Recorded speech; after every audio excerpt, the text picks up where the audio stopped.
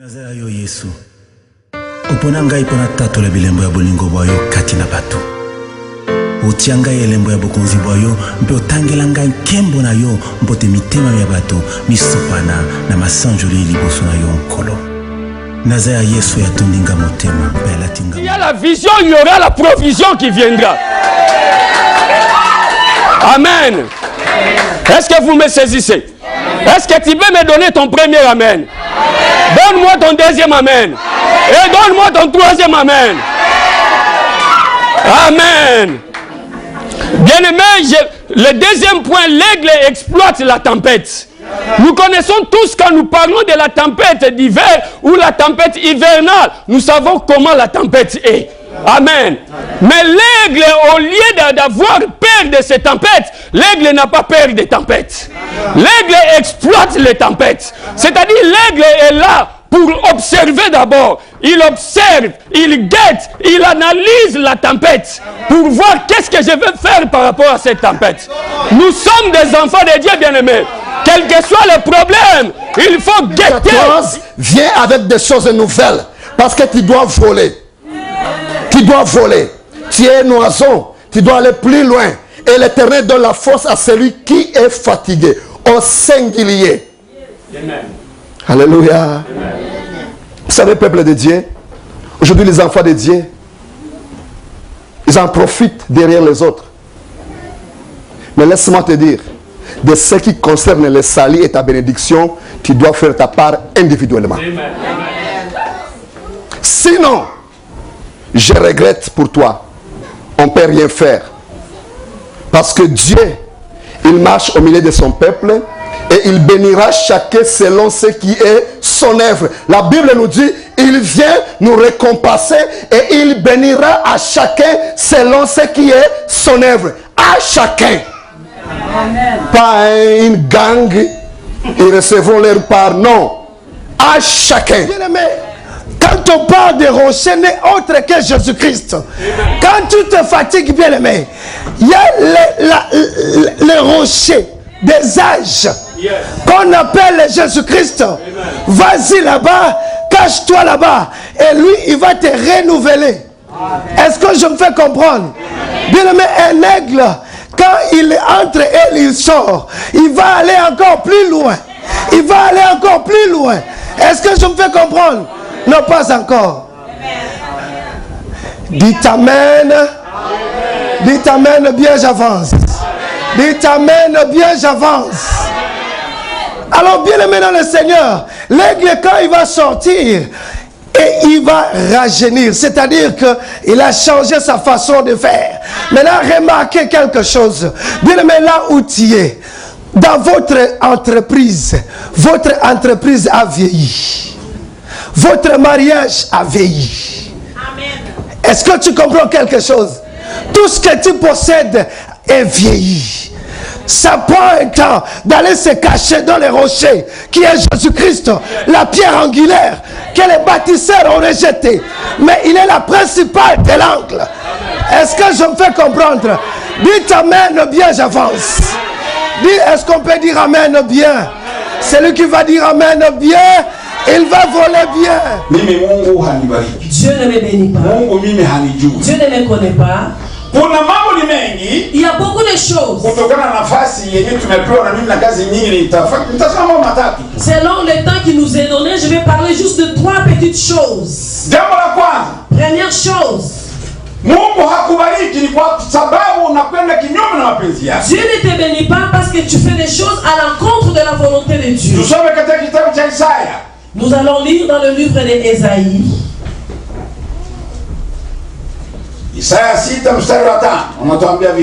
Ésaïe chapitre 6 au verset 5 jusqu'à la vie.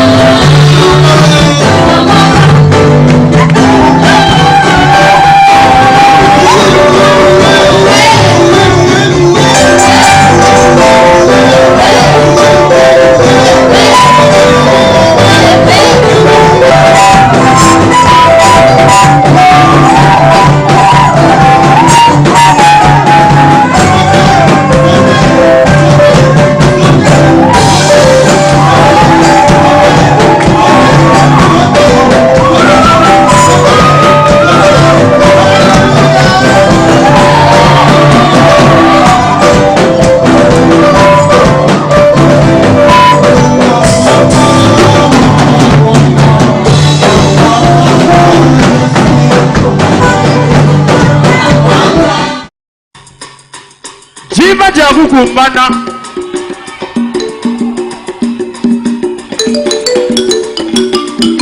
jiba jakuto muchinkunku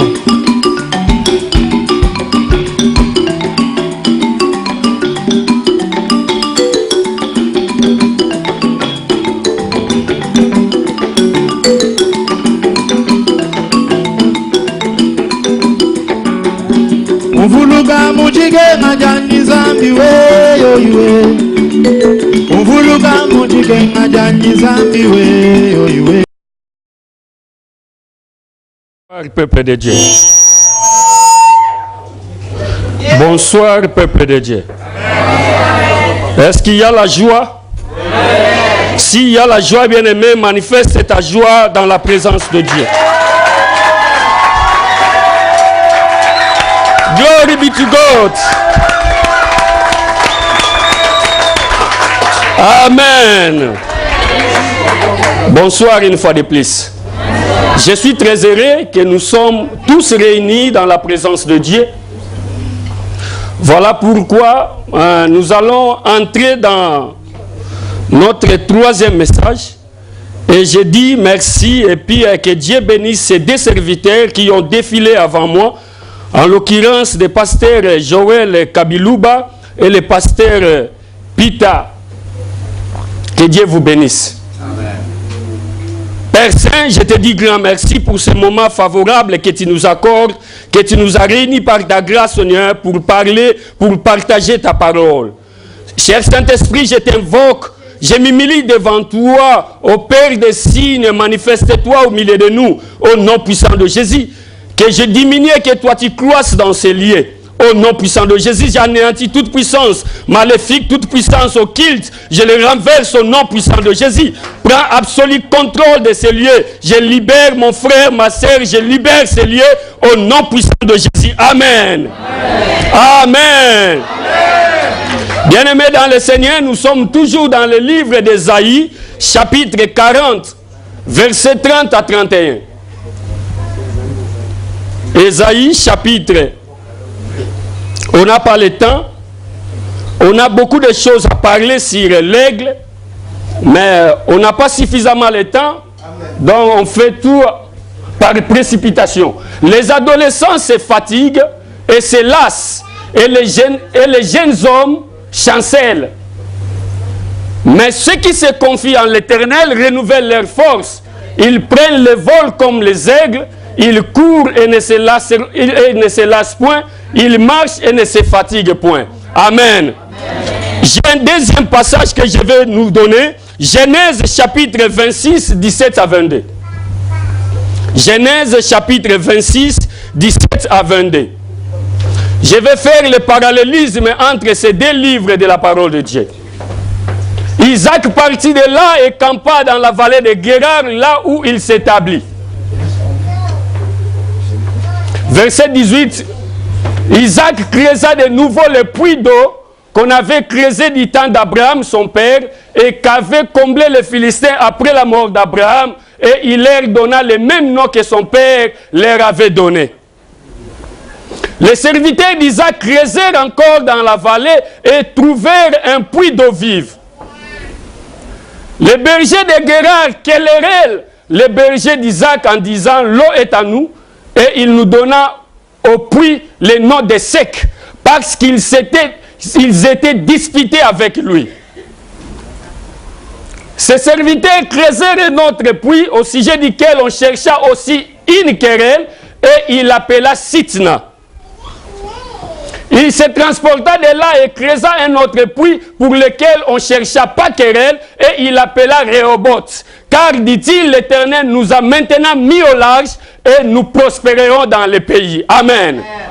Bien-aimés dans le Seigneur, nous allons parler de l'aigle aujourd'hui. Nous ne donnons pas de leçons de zoologie parce que quand nous parlons de l'aigle, quand nous étions à l'école, quand nous parlons des animaux, nous faisons directement allusion à la zoologie. Amen. Mais c'est l'aigle que nous allons parler de ce soir, bien-aimés. Le grand aigle dans ce monde, c'est Dieu lui-même. Amen. Est-ce que quelqu'un peut me dire Amen? Amen. Est-ce que tu peux me donner ton premier Amen? Amen. Est-ce que tu peux me donner ton deuxième Amen? Amen. Est-ce que tu peux me donner ton troisième Amen? Amen. Amen. Dieu lui-même est le grand aigle, bien-aimé. Laisse-moi te dire une chose. Quand un aigle donne naissance, il ne donne pas naissance à un serpent. Mais quand un aigle donne naissance, il donne naissance à un aigle. Amen. Nous sommes tous des aiglons, donc des enfants de l'aigle. Amen. Bien-aimés, quelles sont les caractéristiques de ces grands animaux, de ces grands oiseaux que nous sommes en train d'étudier? Je vais donner, je vais aller trop vite parce qu'il n'y a pas vraiment le temps. On n'a pas le temps aujourd'hui. La première des choses, bien-aimés, l'aigle a une vision très élargie.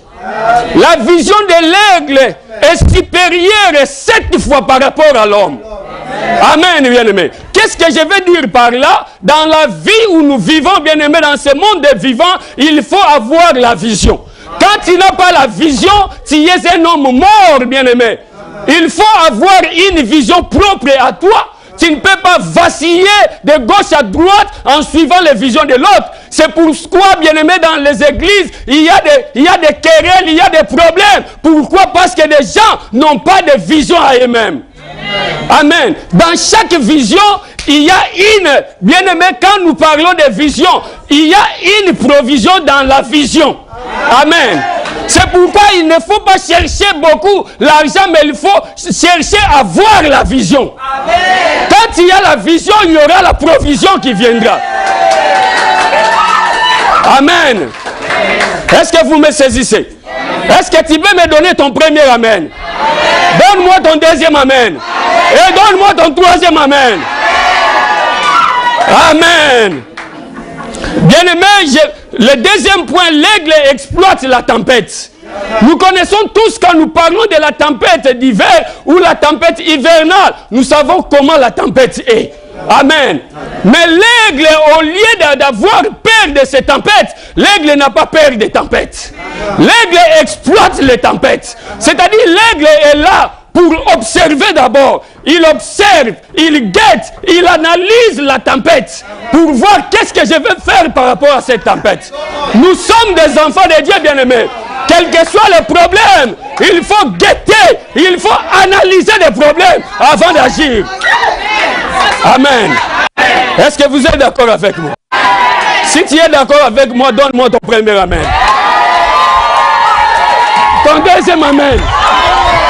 Ton troisième amen. Amen. Bien-aimé, j'ai dit ceci. L'aigle cherche le noyau de ce courant aérien. Dans cet exercice où il perce le vent pour arriver à atteindre le noyau de la tempête. Une fois le noyau trouvé, il déploie ses ailes, ce qui lui permet de se lever encore plus haut. Voir au-dessus du courant de la tempête. Bien-aimé, tes problèmes ne sont pas là pour te tuer. Mais tes problèmes sont là pour t'exercer. Amen. Tes problèmes ne sont pas là pour te tuer. La maladie que tu as là, ce n'est pas pour te tuer. C'est à toi de bien regarder, de bien analyser. Parce que si tu analyses bien les choses, tu iras au-delà de cette maladie. Tu iras au-delà de ces problèmes. Amen. Amen. Ici, nous avons donné l'exemple d'un aigle. D'un chrétien aigle ou d'un croyant aigle. C'est Isaac, bien-aimé. Nous sommes conscients, nous tous, nous savons que Isaac, c'est l'enfant d'Abraham. L'enfant de la promesse. Qu'est-ce que Isaac a fait ici? La Bible nous dit ceci. Il était dans un pays étranger. Il essaya de creuser le puits de son père. À cette étape, Abraham était déjà mort. Lui, il était là, il essayait de creuser le puits de son père. Malheureusement, ils l'ont chassé parce que Isaac prospérait déjà à cette époque-là. Et voilà pourquoi ils l'ont chassé. Quand Isaac a quitté le pays des Philistins, il est allé à Guérar. Là, quand il est allé là-bas, la Bible nous dit ceci. Là, il creusa la puits. Quand il a creusé la puits, la Bible dit ceci. Les gens de cette contrée sont venus pour lui chercher querelle. Amen. Il a appelé la puits Essek. Essek qui veut dire querelle. Quand ils ont cherché querelle, qu'est-ce qu'Isaac a fait? Il a laissé la place. Amen. Il est allé dans un autre endroit. Bien aimé, quand le monde te cherche des problèmes, il faut laisser. Un chrétien aigle ne se chamaille pas. Un chrétien aigle ne se dispute pas. Tu n'as pas besoin, bien-aimé, de se disputer pour des choses matérielles. Parce que si cela était destiné à toi, ça sera pour toi. Job dit ceci. Si Dieu, toi, tu veux faire quelque chose, qui osera te dire, que fais-tu? Il n'y a personne qui peut poser la question à Dieu si Dieu veut te bénir. Encore moins ton oncle, encore moins ta tante. Personne. Quand Dieu veut te lever, il te lèvera. Amen. C'est à toi, bien-aimé, d'observer les choses. Deuxièmement, quand il a quitté cet endroit, il est allé dans un autre endroit. Là aussi, on a cherché querelle. Mais là, il a appelé ça. Il appelait cet endroit, au lieu d'appeler sec. Là, il n'a pas appelé sec. Là, il a donné un autre nom qui signifie opposition. Amen. Il y a eu l'opposition. Comme Isaac savait que je suis un aigle, je ne peux pas m'atteler ici, s'asseoir avec ces gens, parce que je les considère comme mes ennemis, il faut que je laisse la place. Amen. Bien aimé, la Bible dit ceci. C'est la bénédiction de l'Éternel qui l'enrichit et il ne la fait suivre d'aucun chagrin. Amen. Troisièmement, qu'est-ce qui s'est passé? Il a quitté le deuxième lieu pour aller au troisième lieu. Quand il est arrivé là-bas, la Bible dit ceci, il se transporta de là et creusait un autre puits pour lequel on ne chercha pas querelle. Il appela Rehoboth. Qu'est-ce que signifie Rehoboth? Rehoboth veut dire l'Éternel nous a mis au large. C'est-à-dire, il n'y a plus moyen que les ennemis le suivent. Parce que le Dieu que nous servons, c'est un Dieu de distinction. Amen. Si Dieu veut te distinguer dans ce monde des vivants, Dieu bien-aimé, il va te distinguer. Amen. Il faut, bien-aimé, que tes problèmes, que tu puisses surmonter tes problèmes. Voilà l'aigle. Les autres oiseaux, quand il y a la tempête, ils fuient. Mais l'aigle ne fuit pas devant la tempête. L'aigle, il est là, il observe, il guette, il analyse. Et puis il va voir, non, je vais chercher le noyau de ce courant aérien. Quand il va chercher le noyau, une fois trouvé le noyau, il va maintenant à chercher, à se propulser. Amen. Quand il y a des problèmes, bien aimés, il faut examiner. Il faut chercher à connaître où est la racine de ces problèmes. Amen. Parce que si tu ne connais pas la racine de ton problème, tu seras incapable de résoudre ces problèmes. Tu seras incapable de donner la solution. Un aigle observe. Tu dois observer. Amen. Tu dois avoir premièrement la vision. Deuxièmement, il faut avoir la force de l'observation. Amen. Et troisièmement, bien-aimé,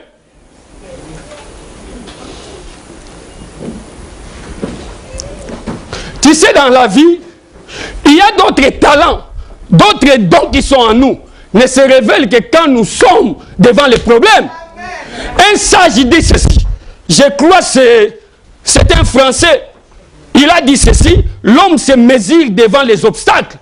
Antoine Saint-Exupéry, il a dit l'homme se mesure devant les obstacles. C'est devant les obstacles qu'on connaîtra que tu es un homme ou tu es une femme.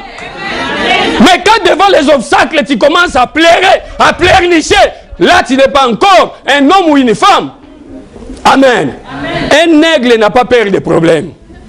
Amen. Parce que tes problèmes, bien-aimés, si tu es un aigle, cela te servira d'escalier. Amen. D'ailleurs, dans la vie, il y aura toujours des problèmes. Les malheurs atteignent souvent les justes, mais l'Éternel en délivre toujours. Il y a des adverbes. Le malheur atteint souvent. Souvent, c'est l'adverbe. Quant au malheur, c'est souvent. Quant à la délivrance, l'adverbe est toujours. Amen. C'est-à-dire, Dieu est là, bien-aimé, pour nous donner la solution toujours, quel que soit le problème.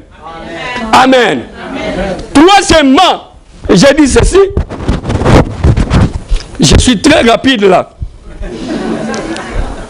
L'aigle s'entraîne continuellement durant sa vie. Amen. Tu es un aigle. Tu dois t'entraîner tous les jours. Chaque jour de ta vie. Laisse-moi te dire une chose, bien-aimé. D'ici là, nous allons entrer dans l'année 2014. Chaque jour que Dieu nous donne, c'est un jour nouveau. Amen. Il faut profiter. Parce que la Bible dit, nous ne savons pas ce qu'un jour peut enfanter. Bien-aimé, un jour peut enfanter la richesse. Un jour peut enfanter la bonne santé. Un jour peut enfanter le mariage. Laisse-moi te poser une question. S'il y a des célibataires ici qui ne sont pas encore mariés, est-ce que les samedis sont déjà finis? Non. Il y a encore des samedis. Comme il y a encore des samedis, c'est qu'il y aura un samedi pour ton mariage. Est-ce que des autos, on a suspendu de vendre des autos? Non. Est-ce qu'on a suspendu de vendre des maisons ici? Non. Comme on est en train de vendre des autos, des maisons, il y aura un jour pour toi. C'est pourquoi moi, comme je suis un nègre, je crois en Dieu qu'un jour je vais acheter un avion. Parce que je suis un nègre.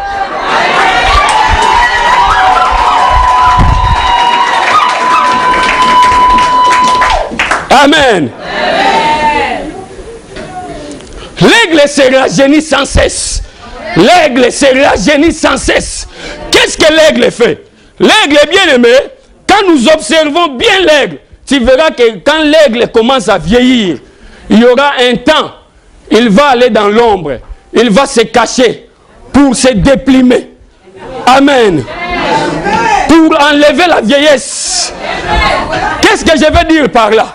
Qu'un chrétien remarque que sa vie, rien ne marche. C'est-à-dire tu es dans une étape de la vieillesse. Il faut retourner à Dieu, celui qui t'a créé, pour qu'il te donne la force de te renouveler. Amen. Bien aimé, que personne ne te trompe. Des chrétiens qui sont des chrétiens qui prient, ce sont eux qui renouvellent leur force. J'ai béni le pasteur Peter pour son sermon. Bien aimé, la Bible dit, il donne la force à celui qui est fatigué. Pas à celui qui est encore en forme, mais à celui qui est fatigué. Quand tu te sens, tu es fatigué des problèmes, bourré des problèmes, c'est à toi maintenant de rentrer vers ton Créateur. Amen. C'est ce que l'aigle fait. Amen. Un chrétien aigle doit toujours retourner auprès de son Créateur.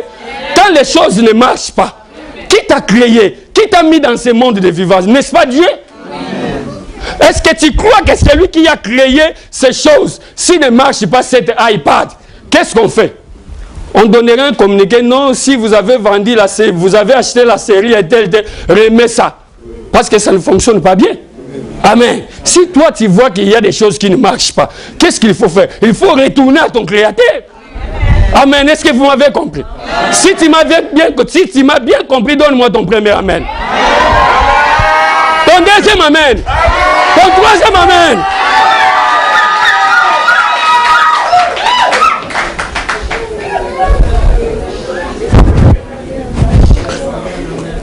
L'aigle se nourrit de la viande fraîche. L'aigle se nourrit de la viande fraîche. C'est-à-dire, l'aigle ne se nourrit pas de la nourriture d'hier. Non. L'aigle, c'est celui qui se nourrit. Chaque jour, il y a un repas approprié pour lui. Amen. C'est-à-dire, chaque jour, bien-aimé, il faut examiner les Écritures. Parce que c'est les Écritures de Dieu qui vont amener la révélation pour ta vie, pour le progrès de ta vie. Chaque fois que tu es dans la méditation de la parole, dans la lecture de la parole, c'est à ce moment-là que tu vas avoir des résultats. Pourquoi aujourd'hui il y a des chrétiens qui pleurent à tout moment? Parce que ces chrétiens-là, si tu remarques leur vie, ils ne lisent pas la parole, ils ne méditent pas la parole. C'est pourquoi en eux, il n'y a même pas une portion de l'écriture. Quand le problème se présente, il commence directement à... Il a un peu regardé sa vie, il n'y a rien. Il n'y a pas de parole, c'est vide à l'intérieur. Parce qu'un chrétien nègre, quand il y a un problème, il va faire face à ces problèmes, il dira que dit la parole de Dieu par rapport à cette situation. La parole dit que les faibles disent nous sommes forts. Amen. Que les pauvres disent nous sommes riches. Amen. Apôtre Paul est allé plus loin pour dire rien ne me séparera de l'amour du Seigneur. Amen. Amen. Dernier point, parce que je suis à la fin. Les serpents, l'aigle a seulement peur des serpents. Amen. Amen. Que veut dire serpent? Satan. Que veut dire serpent? Le péché. Amen. Un chrétien aigle doit avoir peur du péché. Bien-aimé, aussi longtemps que tu vivras par le péché. J'ai béni Dieu pour notre Père, Papa Kabilouba, lui qui nous a prêché à propos de tout ça. Bien-aimé, si tu es un chrétien que tu vis dans le péché, tu resteras un chrétien superficiel. Quand les gens vont émerger avec Dieu, vont aller plus loin avec Dieu, toi tu resteras comme ça. Comme tu resteras en bas comme ça, qu'est-ce que tu vas faire? Maintenant tu vas regarder les autres comme ça, et qu'est-ce que sera maintenant ta punition? Pasteur, l'argent qu'il a, il a touché au gris-gris. Tu ne sais pas. Tu vois, parce que tu es en bas, les amis sont en haut. Tellement ils sont en haut, toi tu deviendras, ta punition sera de critiquer. Amen. Tu es d'accord avec moi? Si tu es d'accord avec moi, donne-moi ton premier amen. Ton deuxième amen. Ton troisième amen. Que Dieu bénisse sa parole.